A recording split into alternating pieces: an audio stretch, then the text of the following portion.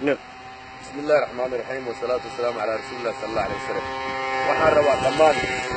dadka muslimiinta ah iyo dadka aaminsan qur'aanka kariimka ah qiimaha qur'aanka uu leeyahay idin sheegaa. soo kitaabkaas waa kitaab qur'aan ah sidaad u jeedaan waa kaas qur'aan kariim waa baawrkan aniga iska leh xalaytoo gubtay baawrkan xalaytoo gubtay alaabtii baawrka saarneed oo dhan waa gubatay gudihiisa tusi ama gudihiisa arag gudihiisa sidoo noqday arag wixii dhan waa gubteen kitaabkan wallahi intuu saas u saarnaay meelihii ka dambeeyey waa gubteen intuu waa gubatay wax dhan waa gubtay kitaabkii markii aan ka soo qaaday fiiri meeshii uu saarnaa calaamadiisa xataa waa soo bixaysaa subxaan allah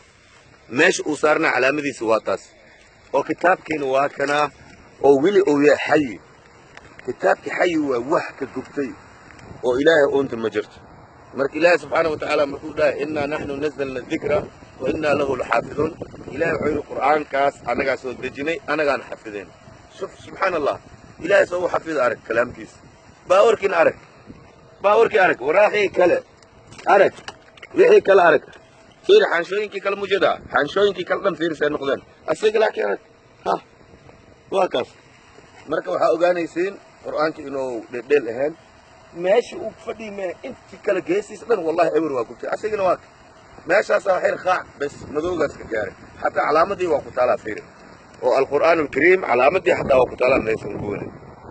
marka sidaas waxaa la soconaysiin in uu qur'aanka kariimka uu ahaan wax dhedhela wassalaamu calaykum waraxmatullaahi wabarakatu